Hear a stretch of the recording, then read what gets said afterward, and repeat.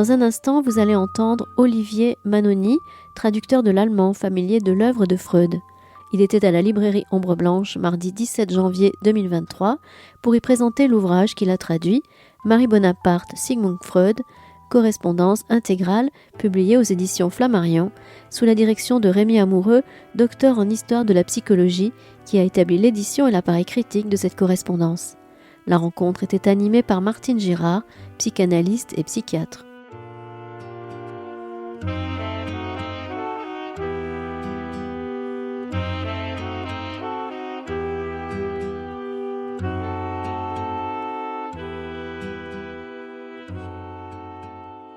Bien, merci d'être là. Donc moi je remercie beaucoup Christian Thorel de m'avoir invité à accueillir Olivier Manoni, donc le traducteur de la correspondance intégrale Marie Bonaparte Freud, que vous avez traduit de l'allemand. Correspondance intégrale, donc c'est assez rare et très précieux. Une des plus volumineuses, nous dit Amoureux, que Freud à laquelle il est participé, et une des plus denses. Je crois que c'est la densité qui rend aussi les choses un peu difficiles pour une présentation, parce que de toute façon, on ne pourra pas tout aborder. Donc, c'est un corpus de presque 900 lettres, dont 2/3 sont de Marie Bonaparte. Alors, moi, je trouve intéressant d'accueillir le traducteur, parce que c'est finalement aussi un travail invisible, qui est tout à fait essentiel pour nous permettre d'accéder à toutes les œuvres qu'on lit. Et donc, c'est intéressant de s'entretenir avec le traducteur, sans oublier aussi tous ceux invisibles qui ont... Amoureux, qui a contribué, bien sûr, à faire l'édition et à organiser l'édition. Et qui a trouvé les lettres. Qui a trouvé les lettres. Et qui a fait un appareil critique tout à fait intéressant. Et en amont, Cécile Marcoux, la conservatrice de la bibliothèque Sigmund Freud à la SPP de Paris, qui a été à l'origine de cette initiative et qui a contribué à l'individualisation du fonds Marie Bonaparte à la BSF. Donc c'est important de penser aussi à tout ce travail-là, qui est incompressible, incontournable, et qui est souvent un peu négligé. Voilà. Donc Olivier Manoni, alors je vous présente. Donc vous avez à votre actif plusieurs centaines de traductions. Vous avez été président de l'Association des traducteurs littéraires de France et vous avez contribué à concevoir et diriger l'école de traduction littéraire. Vous avez reçu un prix, le prix de traduction littéraire Eugen Elmley, qui rend un hommage à vos traductions, en particulier dans la littérature allemande contemporaine. Et vous êtes familier de Freud, de l'œuvre de Freud.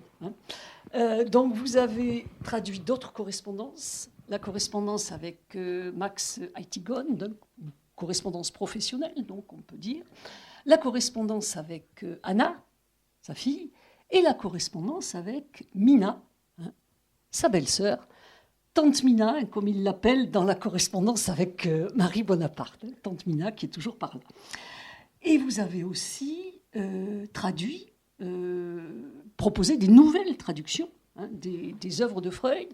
Alors, entre autres, L'homme au loup, pour une introduction du narcissisme, et puis des textes qui résonnent aujourd'hui, l'inconscient, la féminité et l'amour de transfert. Donc, je crois que l'amour de transfert, on va y plonger, on y plonge avec Marie Bonaparte. Alors, peut-être, avant de vous poser des questions par rapport à votre travail, pour animer un petit peu comme on me l'a demandé cette soirée, peut-être pour ceux qui n'ont pas lu encore la correspondance, j'essaierai de faire un tout petit survol, si vous me permettez. Bon, c'est très difficile, vu l'ampleur de la chose. Mais c'est vrai que cette correspondance, moi je l'ai abordée de ma place de psychiatre, psychanalyste, membre de la SPP, engagé dans la Revue française de psychanalyse. Donc je savais que Bonaparte avait contribué à l'institutionnalisation de la psychanalyse en France, à la création de la Société psychanalytique de Paris, à la création de la Revue française.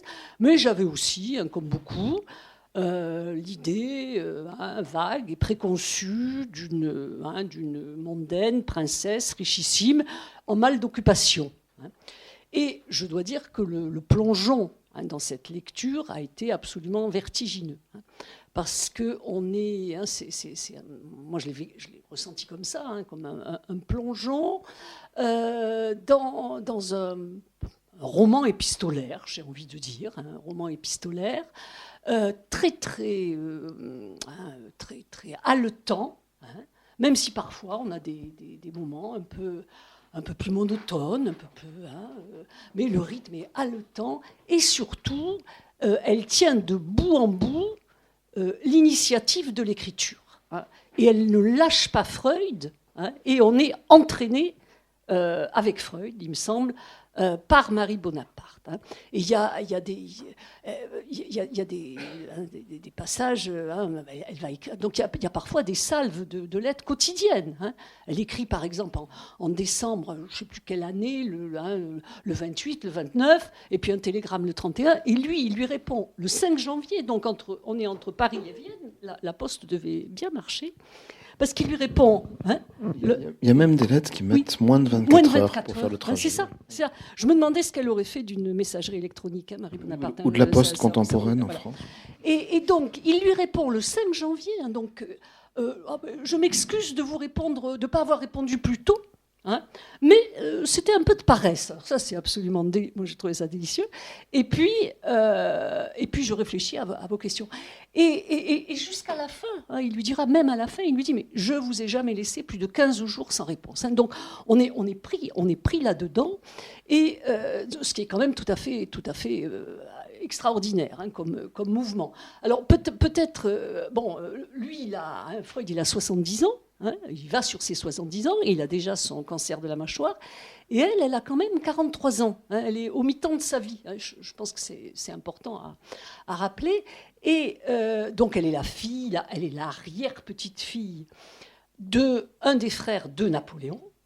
Elle est la fille de Roland Bonaparte, qui est un anthropologue érudit, qui n'est pas souvent là, et sa mère est morte quand elle avait 1 mois, en lui laissant une fortune absolument colossale.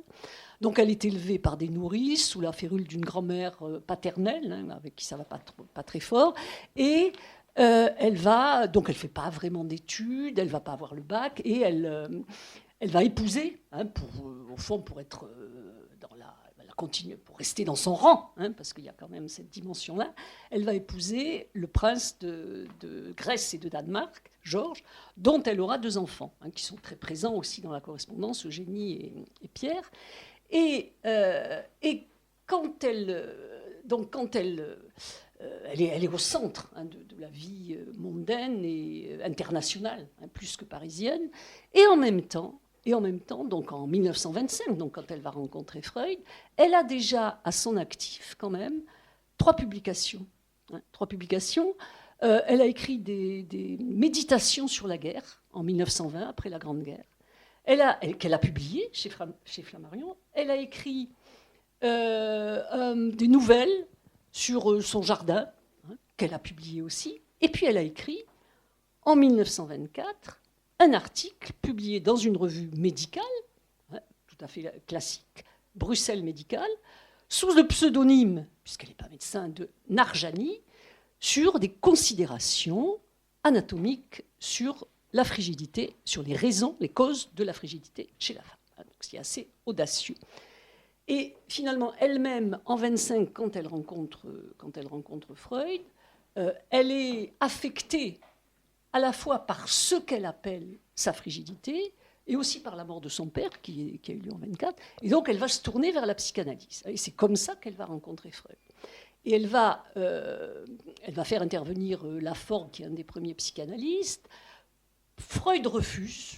Freud commence par refuser, en disant pas question de faire une analyse limitée à 6 semaines. Donc il tient un cadre, on pourrait dire, même si le mot n'était pas encore, si c'était anachronisme, il n'a pas employé ce mot. Et puis finalement, il dit voilà, il faut qu'elle fasse comme tout le monde. Un petit peu. Et puis finalement, elle va organiser les modalités pour pouvoir engager cette analyse et sur un plus long terme.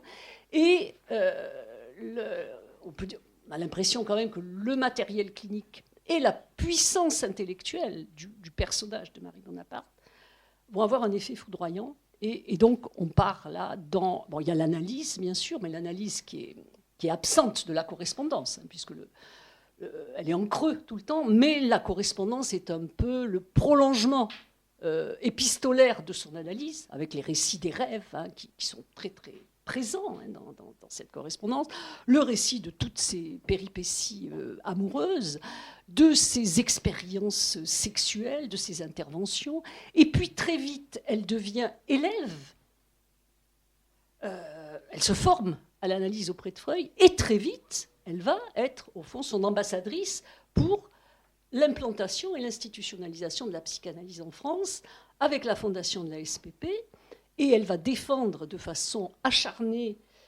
dans le sillage de Freud et soutenue par Freud, l'analyse profane, c'est-à-dire l'analyse ouverte aux non-médecins, contre les Français qui sont très repliés sur la dimension médicale. Elle va créer la Revue française sous l'égide de Sigmund Freud, comme elle s'y emploie, alors que les Français voudraient bien s'en émanciper. Elle va s'employer aux traductions de Freud. Elle va gérer l'entreprise de traduction de Freud en français. Et elle va recevoir ses premiers patients. Et tout ça va apparaître dans la correspondance. Donc on est emporté à la fois dans cette correspondance par l'amour de transfert, comme je disais, et au service de son analyse et de sa formation, mais on est aussi emporté par quelque chose qui explose au niveau de sa pulsion de recherche, de son désir de recherche, au contact de Freud et en échange étroit avec lui sur leurs travaux théoriques réciproques, sur ses propres travaux littéraires à elle aussi, etc. Donc on est emporté là-dedans. Et on est aussi emporté dans une relation amicale qu'elle va nouer avec Freud, qui va aller au-delà, enfin qui va s'étendre à la famille de Freud. Et donc on a la présence des enfants, des conjoints, de la famille, des chiens et de la maladie, qui est aussi, il y a vraiment un fond continu, il me semble, dans cette correspondance, une base continue obstinée là, de la douleur physique de Freud d'abord avec son cancer et de la fille de Marie Bonaparte, Eugénie, qui est adolescente et qui pendant 8 ans va souffrir d'une tuberculose osseuse. Donc on est confronté quand même à une grande richesse, une densité, on disait, et une grande complexité aussi de toutes les pistes, de lecture qu'on peut faire. On est par rapport à ce document qui est quand même assez extraordinaire, par rapport à l'histoire de la psychanalyse en général, l'histoire de la psychanalyse en France, et par rapport à une personnalité absolument d'exception, qui est confrontée à la fois à sa condition de femme, à sa condition de princesse, et puis je dirais peut-être à sa découverte de l'inconscient et de son propre inconscient, donc à cette période de la première moitié du XXe siècle. Donc c'est tout ça qui est absolument passionnant dans cette correspondance. Alors, pour donner la parole maintenant à Olivier Manoni, au fond, la première question, peut-être la question basique que j'aurais envie de vous poser, c'est bien sûr celle des langues qui sont parlées dans cette correspondance. C'est-à-dire que vous avez traduit de l'allemand et peut-être nous dire un peu, il y a 2/3 des lettres de Marie Bonaparte qui sont en allemand. Alors moi j'avais relevé, alors c'est vrai qu'on ne peut pas se servir du livre, donc j'ai recopié quelques j'avais relevé que le 10 décembre 26, elle écrit à propos de la maladie de sa fille et des errances diagnostiques, et elle lui dit « Il a fallu que je vous écrive en allemand. Sans quoi j'aurais eu, cher père, comme elle l'appelle, le sentiment de ne pas vraiment vous parler. Hein. Et ensuite, bon, on est à moitié-moitié, et après, on va être en allemand. Donc, qu'est-ce que vous pouvez nous dire, vous, de votre place, de cette dimension des différentes langues La correspondance commence en français et des deux côtés. C'est-à-dire que Freud fait l'effort aussi au début d'écrire un peu en français, très peu. C'est une langue qu'il ne maîtrise, enfin il la maîtrise passivement, c'est-à-dire que je crois qu'il la lit suffisamment pour lire, par exemple, des documents que lui envoie Marie et les comprendre, mais visiblement il n'a pas la maîtrise de la langue écrite. Et elle lui écrit dans un français qui doit lui poser problème, je pense. C'est un français extrêmement étonnant. Très très bizarre, sautillant, avec des tournures qui sont pas du tout de l'époque, hein, c'est des tournures très baroques, elle retourne les phrases, ça s'arrête, c'est coupé, ça reprend. On a l'impression d'une petite fille qui joue à la marelle quand elle écrit au début. Voilà. Oui, c'est exactement ça. Oui, et c'est peut-être ce qu'elle veut aussi. Parce que sa relation, on va en reparler, mais la relation qu'elle a avec Freud est assez loin des relations traditionnelles avec un psychanalyste. C'est le moins qu'on puisse dire. Tout à fait. Et la posture de la petite fille qu'elle prend assez souvent pendant la correspondance, elle est aussi au début. Enfin, c'est une écriture sautillante. On dirait qu'elle une gamine qui écrit des contes un peu. Voilà. Oui. Et puis effectivement, petit à petit, l'allemand arrive et elle écrit très bien l'allemand, mais d'une manière moins prime sautière. C'est un allemand plus sérieux, plus solide. C'est un très très bon allemand. Il n'y a pas de faute. C'est grammaticalement c'est impeccable et visiblement c'est une langue qu'elle maîtrise vraiment parfaitement. Enfin, dans la nuance, dans la subtilité, elle a aucune espèce de problème. Et d'ailleurs, elle n'éprouve pratiquement jamais le besoin de repasser en français dans la suite de la correspondance. Une fois qu'elle est passée en allemand, tout y reste, à part quelques phrases à droite à gauche, surtout quand elle fait des citations. Voilà. Donc Freud, du coup, quitte évidemment ce jeu avec le français aussi, et le reste de la correspondance se fait en fait d'égal à égal dans la langue de Freud. Comme si, d'une certaine manière, Marie avait décidé que c'était dans cette langue-là que devait se dérouler leur échange. C'est ça. C'est un peu ce qu'elle dit là. Je ne vous parlerai pas si... Absolument. C'est-à-dire que je pense qu'elle maîtrise suffisamment bien l'allemand pour penser que le français de Freud ne lui permet pas de comprendre ce qu'elle pourrait maîtriser en allemand. Voilà, c'est exactement ça. C'est ce qu'elle veut dire dans cette phrase. Elle s'adapte à lui, pour échanger au mieux. Oui. Alors, vous dites, petite fille qui joue à la marelle, peut-être que ça nous amène peut-être à une question concernant le fait que cette langue allemande et la langue anglaise aussi, elle les a parlées très jeunes. Hein, c'est-à-dire à 5 ans, 7 ans, puisqu'elle a écrit ces fameux petits cahiers qu'elle a écrit de 7 à 10 ans en anglais et en allemand pour pas que sa grand-mère puisse la lire, parce qu'elle comprenait pas la langue. Et donc, peut-être on peut dire un mot quand même si c'est les petits cahiers, c'est connu, ça a été publié, hein, mais moi je trouve ça revient. Je trouve assez régulièrement dans la correspondance. Hein, il me semble que, par exemple,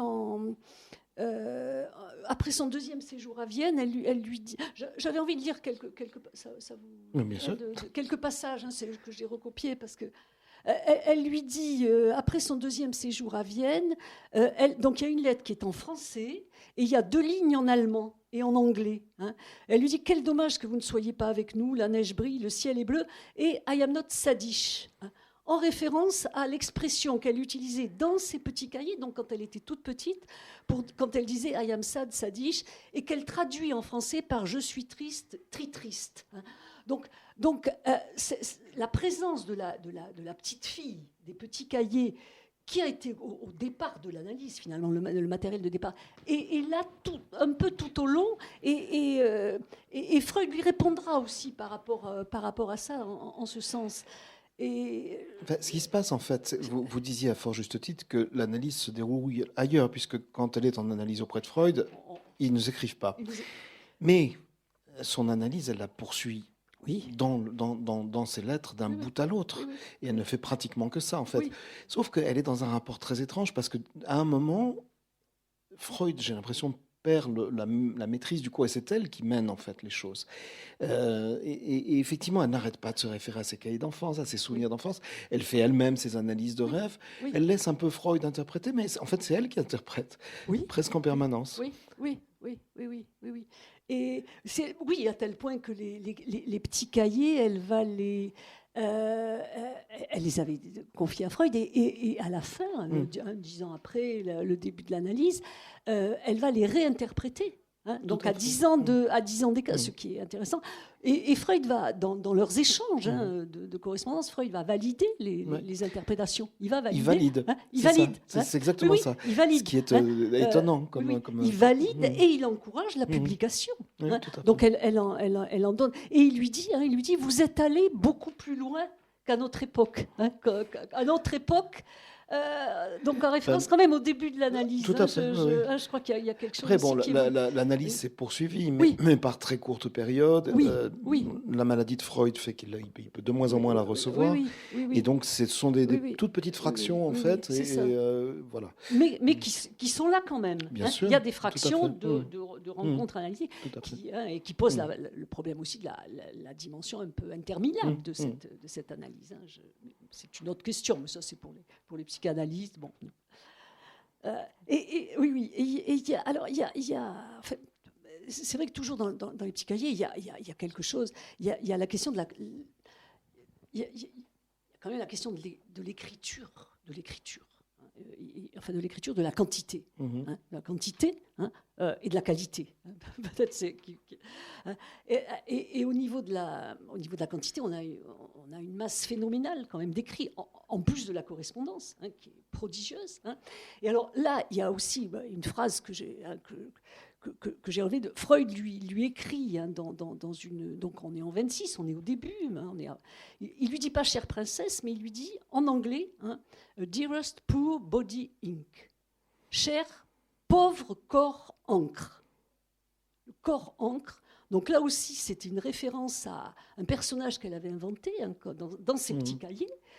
Et c'est aussi un surnom que lui donnait son père quand elle avait les doigts pleins d'encre, parce qu'elle écrivait déjà beaucoup quand elle était petite fille. Donc je trouve que ça nous dit déjà beaucoup de son rapport organique à l'encre et à l'écriture. Organique, un peu frénétique aussi, il faut dire les choses comme elles sont. Frénétique, oui. Frénétique à l'écriture, oui. Je crois que c'est si je mets mes comptes sur le monde, c'est la 4e correspondance de Freud. Et les précédentes étaient très équilibrées, c'est-à-dire que ce soit avec Heitingon, avec Anna, avec Mina, même si elles sont très très différentes, vous avez un équilibre des lettres. Et là, la proportion de lettres, il doit y avoir 4 lettres il y a deux tiers. De Marie pour une lettre de Freud à peu près. Et les lettres de Freud sont beaucoup plus courtes que les siennes. Beaucoup plus courtes. On a des lettres de 3 pages. Absolument. Oui. Et alors frénétique, ça me. C'est quand même. Alors c'est quelque chose qu'elle va dire, qu'elle va avouer, je dirais, un peu à la fin, quand elle, enfin à la fin, à un moment où, au fond, dans son, peut-être qu'on reviendra sur le style, mais il y a une dimension quand même dans certains passages et une dimension très, moi que j'ai trouvé très émouvante. Quand elle, et je crois que j'avais il y a une phrase qui m'a beaucoup, par rapport justement à l'écriture et à la place de l'écriture, quand elle dit, elle est reprise quand même par ses compulsions, parce qu'elle souffre aussi de rumination à la fois sur ses problèmes sexuels, mais pas seulement. Et par rapport aux lettres, cet épisode des lettres brûlées, elle a le souvenir des premières lettres d'amour, avec son premier amour. Donc c'est une histoire rocambolesque entre le vaudeville, le thriller politique. Enfin bon, on ne va pas rentrer dans les détails, mais bref, ces lettres elle les a brûlées, et elle n'a pas pu récupérer non plus à la mort de cet homme les siennes. Et donc il n'y a plus ces lettres. Et donc c'est une perte absolument irréparable pour elle. Et donc elle va être en proie à des reproches compulsifs qui vont occuper beaucoup de lettres à Freud. Et il y a quelque chose de très poignant là dans la façon d'en parler, parce qu'à la fois elle dit je me sens comme folle, et elle dit en même temps, elle fait des conférences sur la psychanalyse, hein, et elle dit les gens ignorent à quel point la conférencière est malade. Je trouve qu'il y a une franchise là qui est assez intéressante. Et quelques lettres plus loin, elle lui dit, hein, et c'est à ça que je voulais en venir par rapport à la dimension frénétique et la dimension fondamentale de l'écriture, elle lui dit, hein, donc dans la continuité de cette question, il est encore une chose que j'ai comprise là-dedans, à quel point l'écriture, le mot écrit, remplace pour moi la vie, la créature vivante. Hein. Alors je trouve que c'est quand même très... C'est pas rien de dire ça. Ça me faisait d'ailleurs penser un peu à Virginia Woolf, dans son rapport à l'écriture. Mais bon, c'est pas notre... Mais on sent quand même que l'écriture est un point nodal dans ça. C'est un point nodal, mais c'est pas le seul. C'est-à-dire, c'est tout le paradoxe de cette correspondance. D'une part, elle quitte en fait le rapport direct avec Freud de la psychanalyse pour passer dans un rapport épistolaire assez complexe où les questions de pouvoir sont pas du tout réglées. Déjà, elle l'appelle père, ce qui est quand on appelle son psychanalyste père, déjà il y a une espèce de décalage. Oui. Ensuite, elle prend le pouvoir épistolaire, très clairement. Oui. Elle le prend dans ses analyses, c'est elle qui les fait, j'en ai parlé tout à l'heure. Elle prend aussi du pouvoir sur Freud par toutes sortes de moyens, et notamment par l'écrit, puisque en fait, elle va s'emparer, mais au sens positif du terme, de l'œuvre de Freud pour la transcrire et la traduire en français. D'abord en traduisant elle-même, et ensuite en dirigeant, en fait, pendant de nombreuses années, la traduction des œuvres de Freud en France, en évacuant des traducteurs, en choisissant les traducteurs elle-même, en relisant toutes les traductions, et en gardant le pouvoir sur tout ça, en répétant toujours à Freud, c'est vraiment dommage qu'elle ne puisse pas tout faire elle-même, ce qu'elle dit. Donc il y a ce côté, effectivement, de gouvernance de l'écrit, à la fois sur sa vie et sur ses rapports avec Freud. Mais c'est aussi une femme extraordinairement vivante. Je veux dire, la vie est ailleurs, entre ces nombreuses amours, qui ne sont pas toutes problématiques. Enfin, je veux dire, elle en tire des problèmes, mais elle ne les vit pas du tout comme ça. Ses voyages, sa vie, ses enfants. Il y a toute une vie qui est ailleurs. Donc, je veux dire, cette proclamation de l'écrit, je pense qu'elle vaut aussi essentiellement dans son rapport avec Freud, justement. Ah oui, donc vous le réintégrez dans la dimension transférentielle à Freud. Voilà, tout à fait. Exclusivement. Oui, absolument. Oui. Ce que j'aurais eu tendance, moi, à lire autrement, mais non, mais c'est... C'est-à-dire que c'est pas vrai dans la réalité, c'est tout. C'est pas vrai. C'est une posture qu'elle affiche devant Freud, peut-être pour justifier le volume de ses lettres, peut-être pour alimenter la correspondance d'une certaine manière, mais elle est aussi ailleurs, et heureusement. Oui, mais elle est quand même beaucoup dans son écriture. Mais elle est ailleurs. Quand vous disiez, vous parliez de la traduction, on peut peut-être naviguer sur c'est quand même Freud qui lui propose le Léonard. Tout à fait, absolument. Il lui propose le Léonard, et donc de traduire, la première traduction qu'il lui propose, c'est son essai sur un souvenir d'enfance de Léonard de Vinci. Et elle repart de Vienne au tout début, avec le Léonard. Et donc c'est lui quand même qui lui propose. Et moi j'ai été frappée autour du Léonard, enfin tout ce qui... Effectivement, elle est ailleurs, c'est-à-dire que pour le Léonard, elle va au Louvre, elle va chercher des spécialistes, elle va consulter des spécialistes en Italie, elle va consulter les manuscrits de Léonard à la bibliothèque de l'Institut, les fameux manuscrits anatomiques de Léonard, etc. Donc, elle a une rigueur, elle a une rigueur de travail de traducteur. Vous pouvez nous le confirmer qu'elle n'est pas simplement elle s'entoure du contexte, elle va très loin.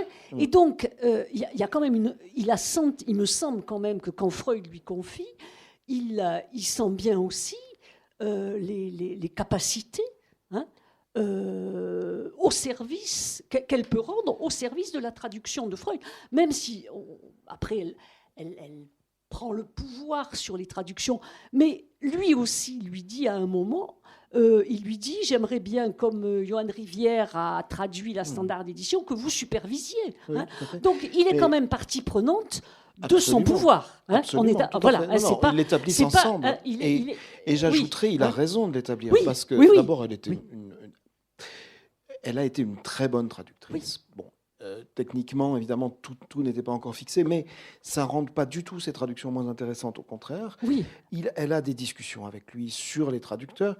Il y a en particulier, à l'époque, il y a Yankelevitch qui traduit Samuel, qui traduit énormément de textes dont je sais, pour les avoir corrigés, qui sont absolument catastrophiques, il faut quand même le dire. C'est dramatique. Il rajoute des choses, il coupe. C'est ça. Et c'est elle qui va susciter l'assentiment de Freud pour en fait l'écarter, voilà, et le remplacer par d'autres traductrices, notamment sa secrétaire Anne Berman, qui elle va faire un travail tout à fait remarquable aussi. Mais ses traductions à elle sont tout à fait intéressantes. Et surtout, non seulement elle traduit, et elle fait traduire, mais c'est elle qui va piloter en France l'œuvre de Freud chez les éditeurs. C'est ça. Entre Gallimard, De Noël Payot. et Payot, bien entendu, Payot. tout à fait. Payot joue un très grand rôle, puisque c'est Payot notamment qui traduit qui fait traduire Yankelevitch, mais qui va prendre d'autres traducteurs après. Et donc c'est elle qui guide aussi la stratégie éditoriale de Freud. C'est ça. Donc c'est à la fois que c'est quand même une femme d'affaires qui gère. Qui gère très bien.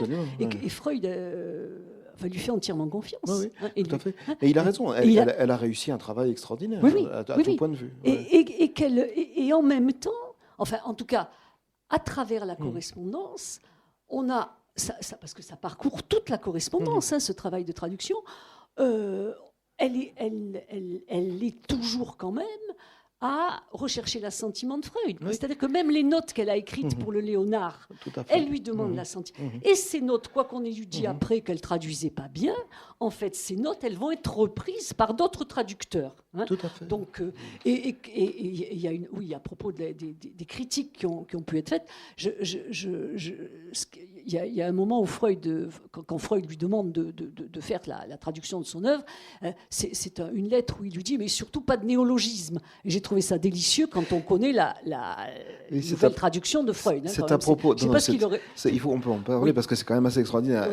Il y a un comité à Paris, dirigé par Saussure, qui décide des termes. Alors il y a deux grandes discussions. Il y en a une qui est très intéressante parce que c'est sur le ça et le voilà. Et le comité décide finalement que ça sera non pas le ça mais le soi. Et puis finalement, la traduction d'après, elle écrit Freud, non, finalement, j'ai pris le ça, et c'était évidemment la bonne traduction. Et en tout cas, c'est celle qui s'est imposée après, je veux dire, dans la deuxième topique. Et c'est elle qui l'a imposée contre Saussure et contre le comité. Mais ça, c'est pas très clair, ça, je trouve. Parce qu'il y a quand même des péripéties sur la traduction du ça. C'est ce qu'elle choisit à la fin. Mais à la fin. Ça va être à la fin. C'est à la fin. Non, ça dure très longtemps. Mais parce que quand même, au début... elle dit le ça, c'est ce qui correspondrait le mieux, mais ça sonne pas bien et je préfère le soi. Et donc il y a toutes ces discussions. Et en fait, on a sa réflexion à elle, qui est une réflexion de traducteur, qui est extrêmement intéressante et qui s'oppose à la réflexion plutôt dogmatique du comité. Et finalement, c'est sa solution de traductrice qu'elle va adopter. Mais effectivement, il faut beaucoup de temps. Il faut du temps. Et l'autre, c'est cette histoire où Freud pique une colère, il n'y a pas d'autre terme, parce que je ne sais plus qui a traduit pour Libido, a proposé Aimance. Voilà. Oui, c'est Pichon. Je crois que c'est Pichon. C'est Pichon. Je crois que c'est Pichon. Et il dit, mais qu'est-ce que c'est que ces histoires, voilà. Et évidemment, ça nous ramène à une énorme querelle entre traducteurs qui a eu lieu à la parution des œuvres complètes de Freud, à propos, par exemple, de la désirance, puisque ça rime pour Sehnsucht, et de cette colère. Voilà. Là, c'est très éclairant sur ce que dit Freud, sur ce que veut Freud. C'est-à-dire que Freud... c'est ce que je prône d'une manière très militante. Freud parle, non pas le Freud, il parle l'allemand. Voilà. Et il le dit. Oui. Et ça me... Il y a un moment, alors, un échange sur le petit Hans, je lis parce que c'est... donc là, elle termine, on est en 27, donc la lettre est en allemand.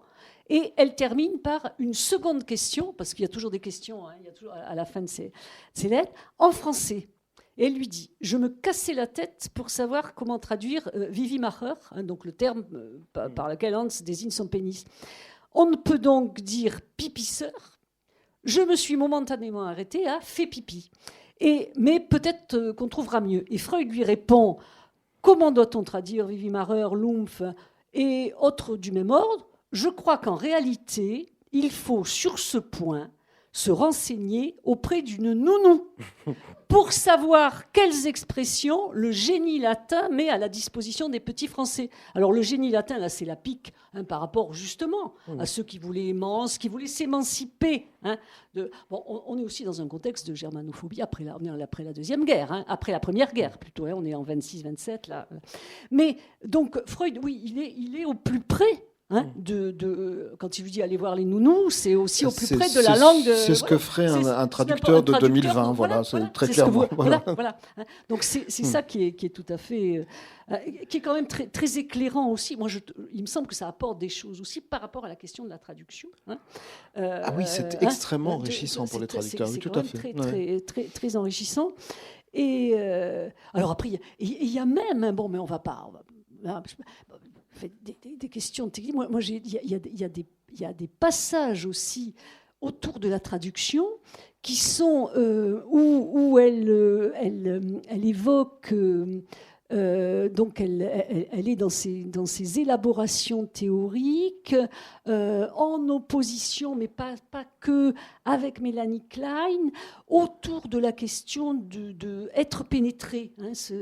Et elle emploie, donc elle écrit à Freud, et elle emploie un terme en allemand, et donc juste à ce propos, et Freud lui dit, à la fois, moi je suis ébahie de vos avancées théoriques, mais je n'ai pas encore les idées claires à ce niveau-là, mais c'est votre problème et vous allez avancer, vous allez progresser.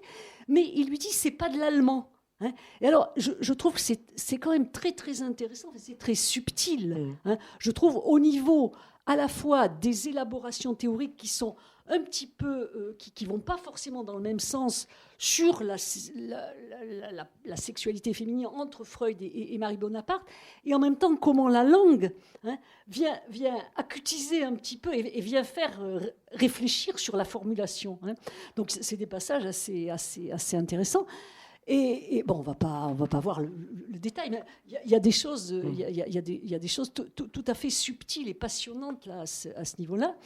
Et en même temps, la traduction, il y a aussi parce qu'elle est frénétique aussi, la traduction. On peut dire qu'il y a un moment... Elle n'arrête pas. Elle n'arrête pas. Incroyable. Et il y a un moment où elle traduit, on sent bien qu'elle s'emballe dans les traductions. Et Freud lui dit, j'apprécie votre zèle, mais enfin, quand même... peut-être que vous pourriez aussi vous occuper de vos propres travaux. Et en lui disant ça a quasiment valeur d'interprétation. Elle dit, oui, j'étais dans une compulsion par rapport à sa problématique personnelle. Elle s'était emballée comme ça dans la traduction. Ça quelque chose. Et elle dit, maintenant, je me sens un peu plus libre. Donc, on voit aussi que ce qui... c'est ça qui est assez passionnant et dans cette correspondance, c'est-à-dire ce qui est à la fois du côté de la mise en œuvre de ses ressources intellectuelles, de ses capacités, en même temps, ça peut à un certain moment déborder vers une espèce de compulsion. Et Freud lui dit, bon, attention, quoi, retournez à vos propres travaux. J'ai utilisé donc il est présent là quand même. Enfin, je veux dire qu'il se manifeste. Il se manifeste et ça a des effets. Voilà. Ça a assez souvent des effets. Assez souvent des effets. Mais vous reprenez le terme de débordement que j'ai utilisé au débui. On a l'impression qu'il lutte contre la montée de la marée en permanence. Alors, de temps en temps, il y arrive, et de temps en temps, ça ne marche pas. Voilà. C'est ce jeu de... C'est pas vraiment un jeu de pouvoir, en fait. Je reviens à mon image de la Marelle. C'est la petite fille qui avance, voilà. Et puis lui, il essaie de comprendre. Et le jeu, les hommes n'ont jamais été très, très doués en plus pour comprendre la Marelle. Donc, c'est très drôle. Mais oui, elle avance sous son regard. Voilà, c'est ça. C'est parce que voilà. Sous son regard. Et avec quand même, je pense que dès le début, il y a quand même l'idée de s'affirmer elle aussi, tout de suite. C'est-à-dire qu'à la fois c'est cher père, et puis ce rapport qu'elle instaure avec lui, qui est très affectueux, qui est très, enfin, il est affectueux de multiples manières. C'est-à-dire que d'abord, elle se soucie d'elle. Vous l'avez dit, elle s'occupe de ses enfants. Par exemple, elle va recevoir Anna à Paris, s'en occuper beaucoup. Elle s'occupe. Alors, ils ont. Ça, il faut peut-être en parler aussi, parce qu'il y a une relation en basse continue dans le livre, c'est la relation avec les chiens, qui joue un rôle absolument gigantesque, parce que Freud a ses chochos dont il n'arrête pas de parler, elle a son chien aussi, elle a son Topsy, auquel elle va consacrer un livre entier, ce qui est quand même tout à fait extraordinaire. Et il y a une partie de la discussion avec Freud qui porte sur les chiens, à tel point qu'à un moment, Topsy a une tumeur à la mâchoire, qu'elle va faire soigner par le directeur adjoint de l'Institut Curie à Paris, ce qui est quelque chose de tout à fait extraordinaire. Et elle fait des comparaisons entre les soins de Topsy et les soins qu'a Freud à la même époque. C'est-à-dire qu'on est dans une situation vraiment entre les genres, quoi. Enfin, entre le genre animal et le genre humain. Freud réagit pas mal du tout, d'ailleurs. Mais on est. Alors, enfin, il me semble qu'il y a c'est intéressant de parler des chiens parce qu'il y a plusieurs dimensions. Il me semble qu'il y a plusieurs dimensions. C'est-à-dire qu'il y a quand même la dimension, cette espèce de elle prend tous les faits qui sont sous ses yeux de la même façon. Elle les traite de façon égale, que ce soit les ébats des chiens ou les siens. C'est au même niveau, avec la même. Il y a à la fois la distance clinique descriptive, très neutre, très clinique, très objectivante. Ça vaut aussi pour la manière dont elle décrit la maladie de sa fille, qui est quand même épouvantable, et celle de Topsy. On est sur la même maladie de sa fille, elle va assister à l'opération de sa fille, quand même. Donc, et donc ça vaut pour tout. Donc là, cette espèce de détachement clinique qui est excellent, moi que je trouve quand même assez extraordinaire et assez rare comme position tenue comme ça dans la durée, pour tout, y compris le détail de sa vie, de ses pratiques sexuelles, enfin, mais tout est au même niveau, et effectivement, les chiens. Et il y a des moments, où, en particulier autour de la médecine, quand Freud a les prothèses qui sont réajustées, quand il est opéré, quand elle se fait enlever un petit morceau au niveau des petites lèvres, quand sa fille est opérée, on a là... on a une espèce de mise à plat, là. Radio-chirurgicale, voilà. Elle avait elle-même le rêve d'être médecin, et elle l'a jusqu'au bout. À un moment, elle dit, je vais peut-être commencer maintenant des études de médecine, alors qu'elle a près de 50 ans. Et c'était son rêve d'enfance, en fait. Et il y a en même temps... on va peut-être revenir, mais par rapport aux chiens, il y a en même temps cette relation extrêmement affectueuse avec les chiens et que Freud partage complètement. Il y a une... je ne sais pas si je vais la retrouver, mais il y a une phrase il lui dit, il lui dit, on peut aimer avec une curieuse profondeur un animal comme Topsy, donc son fameux, ou Joffy, qui est l'affection sans ambivalence, la simplification de la vie libérée du conflit difficilement supportable avec la civilisation, la beauté d'une existence en soi parachevée. Et quelle que soit l'étrangeté du développement organique, ce sentiment, malgré tout, d'une parenté intime, d'une appartenance commune incontestée. C'est Freud qui parle. Souvent, quand je caressais Joffy, je me suis surpris à fredonner une mélodie dans laquelle, en non-mélomane que je suis, il est réputé pour être non-mélomane, quand même, j'ai été forcé de reconnaître un air de Don Juan. Un ruban d'amitié nous attache tous deux. Donc, c'est quand même les confidences auxquelles ils en viennent sont quand même extraordinaires. Et c'est vrai que dans beaucoup de lettres, il y a les salutations du chien. Au chien. Tout à fait. Et quand elle emporte la traduction du Topsy, enfin de son livre sur Topsy, et elle dit mais les chiens vont les lire, et ils sont intellectuels comme les maîtres. Enfin, donc ils sont là, et c'est vrai que c'est très présent. Alors oui, vous rappeliez à juste titre, enfin la question de sa. Il me semble que son grand empêchement, c'est de ne pas avoir fait médecine. Ah oui, c'est clair. Ça paraît.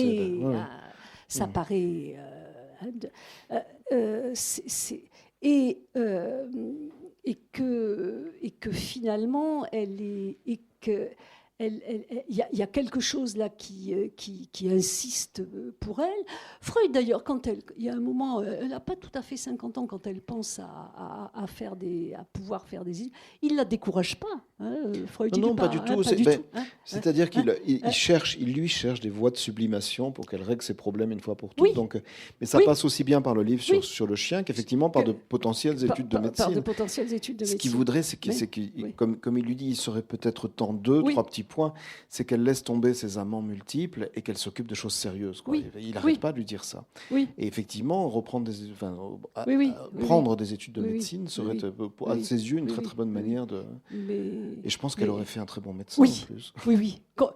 Et qu'elle, au fond, parce que... Et il me semble qu'une dimension de ce qui peut être un peu déconcertant, parce qu'il y a quand même des pages et des pages sur ces pratiques sexuelles décrites minutieusement, etc. Pour moi, c'est un regard clinique médical. Tout à fait. Et qui est surprenant parce que il est d'une crudité parfois, mais invraisemblable. Enfin, il y a des scènes. Elle teste il y a une amie sur laquelle elle teste ses théories. C'est dans la description à Freud, qui est quand même un vieux monsieur à cette époque-là.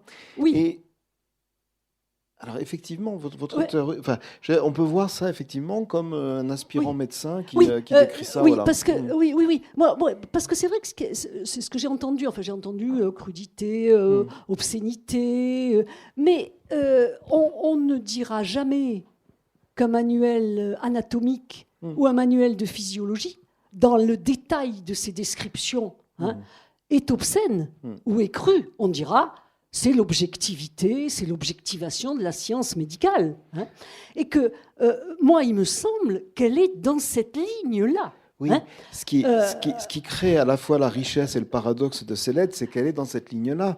Sauf que elle décrit ces descriptions anatomiques concernent aussi des amants avec lesquels elle a une vie sentimentale extrêmement compliquée. Stroissard, le dernier, qui a son épouse, ils descendent dans les mêmes zones, etc.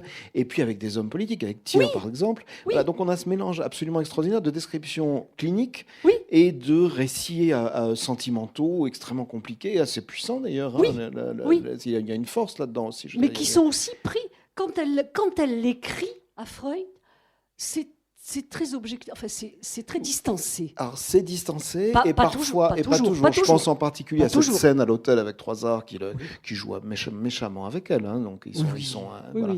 Et où là on voit que la distance n'existe plus. Donc c'est ce mélange qui donne en fait la force au texte. C'est-à-dire qu'à la fois elle a ce regard glacé et anatomique et d'autre part elle communique aussi beaucoup de choses à Freud sur elle-même par le biais de ses sentiments. Oui. Et voilà, c'est un mélange qui, du coup, donne un relief extraordinaire à ces lettres. Oui, c'est au fond cette diversité. Oui, cette diversité qui est avec les il y a deux pôles extrêmes qui est la femme de tête, de sang-froid. Quand en 48 heures, quasiment, elle règle la question des lettres à Fliss. Oui, tout à fait. C'est impressionnant. Il faut peut-être dire de quoi il s'agit. Parce les lettres à Fliss, qui étaient les lettres de jeunesse de Freud à son ami Fliss, qui ont été, collègues médecins, qui ont été à la base de son auto, qui a été son interlocuteur transférentiel dans son auto-analyse. Donc c'est des documents majeurs sur la naissance de la psychanalyse, les lettres à Fliss, et qui sont très intimes pour Freud, qui sont des documents très précieux. Et on est en 30, on est quand même, on est déjà très sous le poids des événements internationaux. Et donc elle rencontre cet antiquaire qui lui propose ça. Et en 48 heures, elle règle les choses, elle les achète, elle les met à l'abri, elle prend le temps de consulter Freud, de tenir compte de son ambivalence, de son refus, de le convaincre. Enfin, elle fait ça, c'est de main de maître. Freud lui demande même de les détruire. Lui demande de les détruire, elle finit par... Mais elle fait ça. Donc il y a vraiment quelqu'un qui a un sang-froid. Et puis, à côté, à l'autre extrême, on a les plaintes quand même, les compulsions, les ruminations sur son insatisfaction sexuelle, et on a l'impression que c'est pas la même personne. Oui, tout à fait. Mais c'est ce qui donne c'est pas la même personne. C'est ce qui donne ce relief au sens quasiment montagnard du terme à ces lettres, en fait. On passe vraiment d'un côté à l'autre en permanence. Et Freud tente de canaliser, tente de réguler, tente d'apaiser. Et on sent que il y a quelque chose qui, je dirais pas qui lui échappe, mais qui lui résiste au-delà de la résistance habituelle. Voilà. Oui, il y a quelque chose qui lui résiste et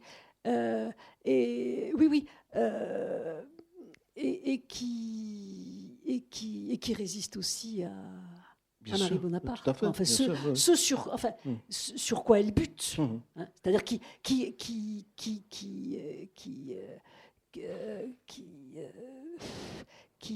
échappe à l'analysable, quoi. On a l'impression quand même qu'elle le perçoit, même si elle se... Oui, non, elle le perçoit, mais je pense qu'elle n'a pas du tout envie qu'on l'analyse. Elle parle à un moment de son, je ne me rappelle plus de qui il s'agit, ce collègue qui en veut fondamentalement à la psychanalyse, parce que la psychanalyse l'a guéri, lui a privé de toute sa joie de vivre. Je ne sais plus lequel c'est, ça m'échappe pour l'instant. Et on a l'impression qu'elle n'a pas envie de ça, justement, qu'elle n'a pas du tout envie jusqu'à la fin, jusqu'au moment où effectivement elle va passer dans cette espèce de vie très intellectuelle des dernières lettres. On n'a pas du tout l'impression qu'elle ait envie de résoudre son problème, en fait, elle tente de trouver autre chose. C'est l'impression que ça vous fait. Une manière de maîtriser ça autrement. Mais vous dites maîtriser. C'est-à-dire que il y a un moment où elle dit mais c'est insupportable cette affaire comment dire, on peut pas dire de frigidité, en plus c'est pas évident non plus, mais d'insatisfaction, ce qu'elle ressent comme une insatisfaction, et elle dit ça dépend pas de la volonté, et c'est insupportable. Elle parle au fond de sa rencontre avec la question de l'inconscient. Elle dit que cette chose intime qui est complètement qui est un étranger, donc elle le ressent, et que ça par rapport à la maîtrise volontaire, il y a quelque chose qui lui échappe et qui la dérange peut-être. Tout à fait, absolument.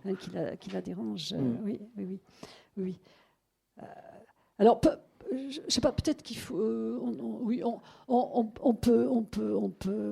Mais il y avait quand même là peut-être une dernière question quand même, avant de donner la parole au public.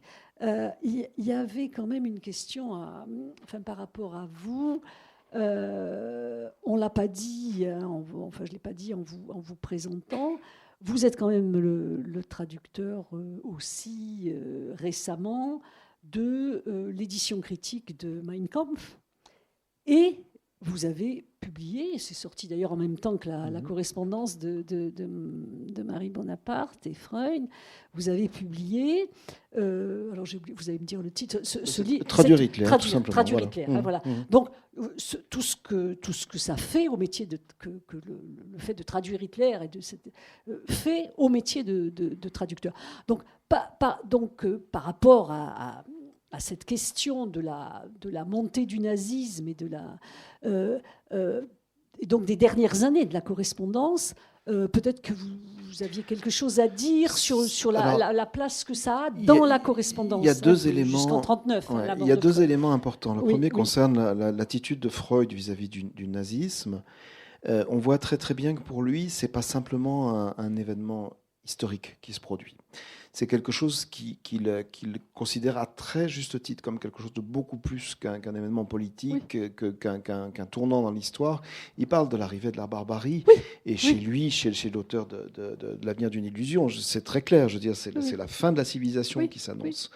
Et je pense que ça lui inspire une terreur, mais sans nom, et comme à beaucoup d'intellectuels allemands et autrichiens de l'époque, une terreur telle qu'il n'y croit pas.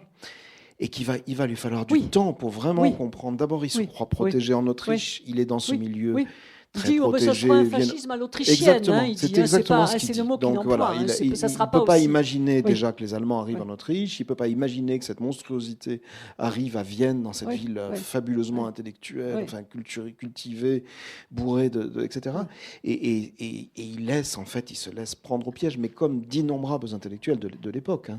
Et il voit quand même, ce qui le tétanise, c'est même pas la violence physique, c'est même pas l'armée allemande, c'est la barbarie, c'est la haine de la culture, et il a parfaitement raison. Enfin, il de la pensée, ce qu'il dit dans une lettre, dans une fameuse lettre à Bonaparte. Et il a parfaitement saisi tout de suite. Il n'a pas compris qu'il était menacé. Mais il a parfaitement saisi que la civilisation entière était menacée, évidemment, lui avec. Et quand il part, c'est quand même en catastrophe. Marie Bonaparte va contribuer avec Bullitt à le faire sortir d'Autriche dans des conditions périlleuses. Ça, c'est le premier point. Le deuxième point, vous avez parlé de cette liste.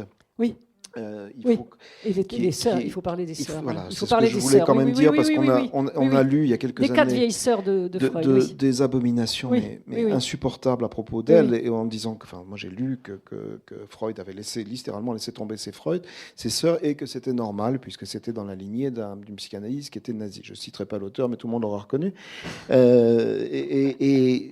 Bon, alors là, on a effectivement la preuve que Freud a bien essayé de faire sortir ses sœurs. C'était très compliqué, elles étaient extrêmement âgées. Tellement âgées, d'ailleurs, c'est assez touchant qu'il se trompe dans les dates de naissance. C'est-à-dire qu'au lieu de mettre 1800, il met 1996, 1994, etc.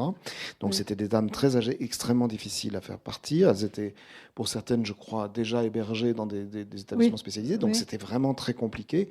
Et il n'y est pas arrivé. Et effectivement, elles sont mortes derrière. Mais il a vraiment essayé, comme il l'a fait pour toute sa famille, de faire sortir ses sœurs. Donc voilà, ça fait le lit de cette accusation immonde. Tout à fait. C'est important de le dire. Voilà.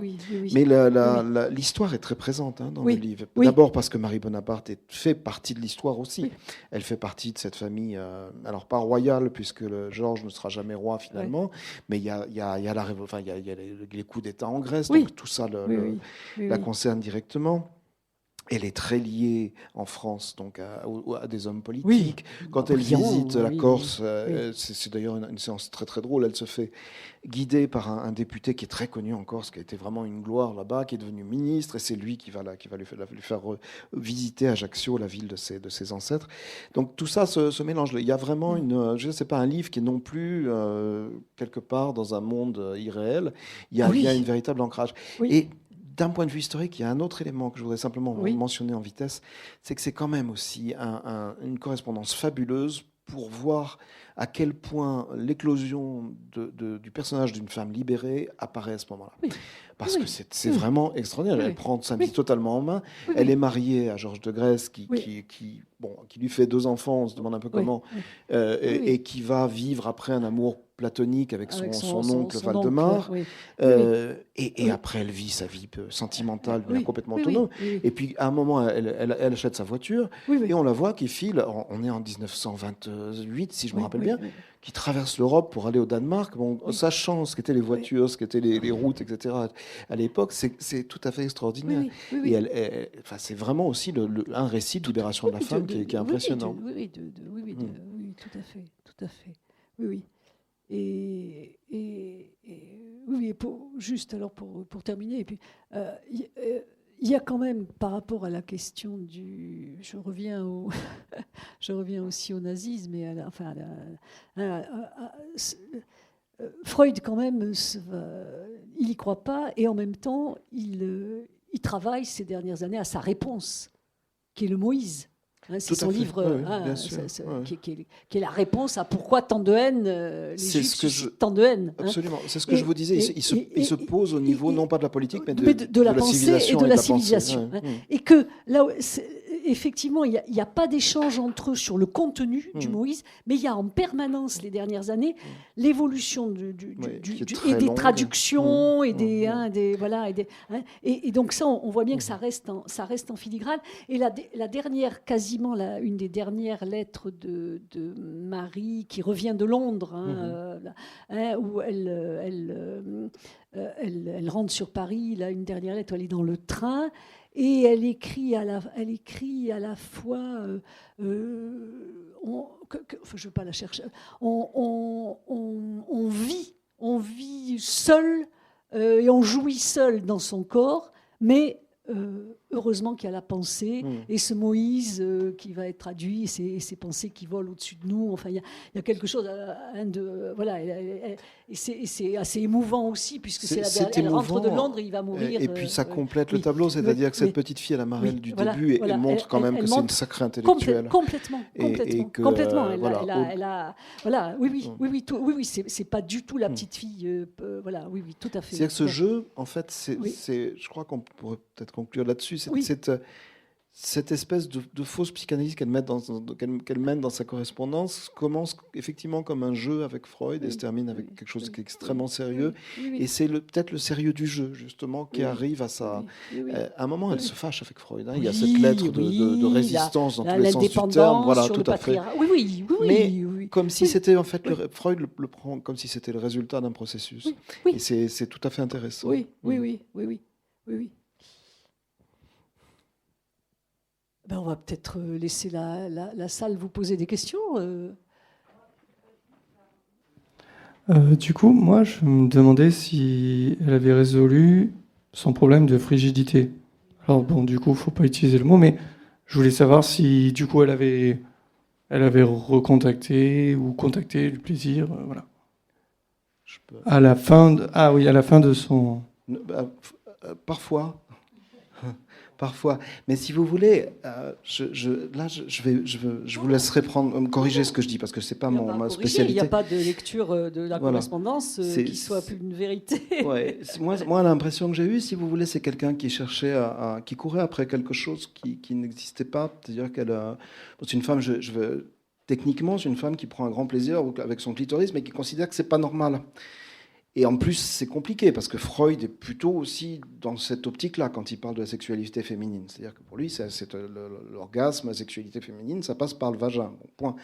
Et donc, elle se trouve dans cette situation où elle pense qu'il y a une solution et que c'est anatomique, qu'il faut réduire l'espace entre deux parties de la vulve pour que ça s'arrange. Ce qui, en soi, est bon. Elle trouve un chirurgien qu'elle va convaincre de mener ces opérations, d'en mener d'autres d'ailleurs. Elle va convaincre des amis à elle, et elle est persuadée qu'elle a réussi une percée scientifique au point, vous en avez parlé, qu'elle tente de publier, enfin qu'elle va publier un article scientifique avec lui.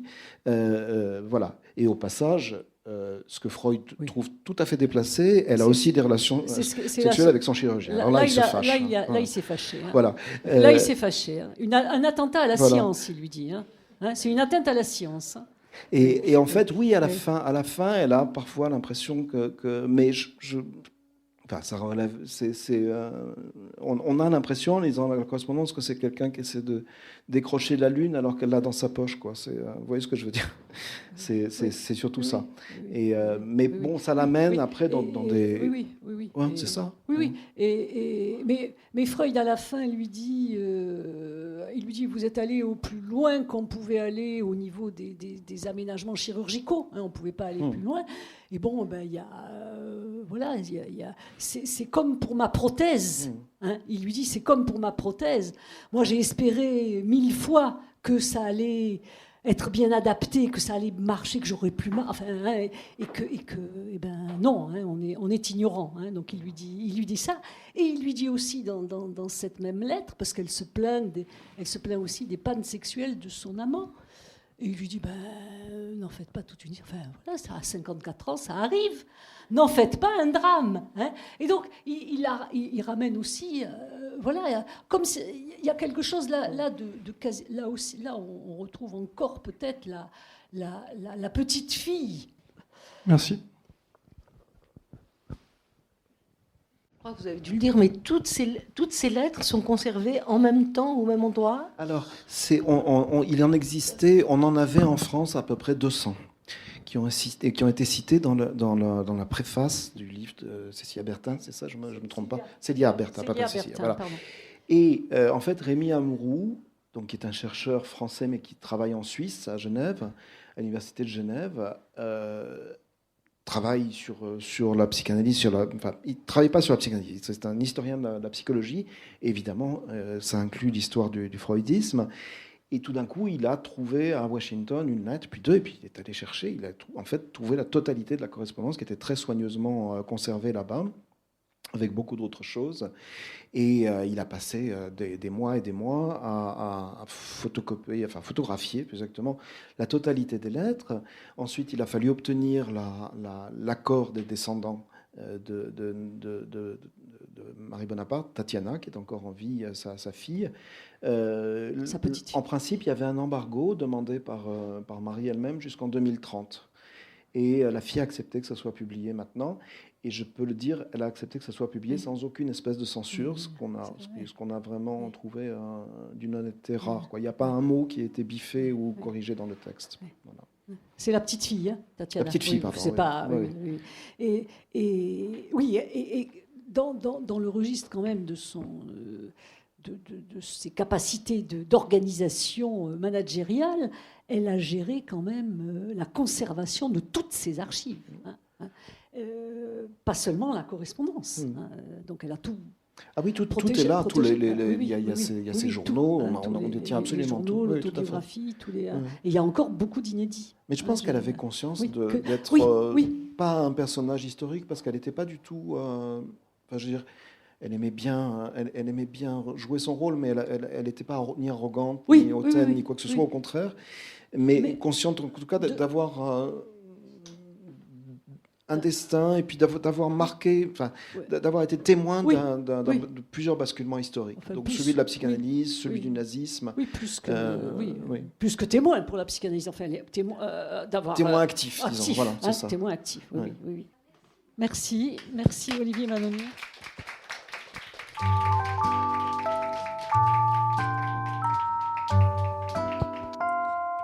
Il s'agissait d'Olivier Manoni, traducteur de l'ouvrage Marie Bonaparte, Sigmund Freud, correspondance intégrale, édition Flammarion, à la librairie Ombre Blanche le 17 janvier 2023, lors d'une rencontre animée par Martine Gérard et réalisée et mise en onde par Radio Radio.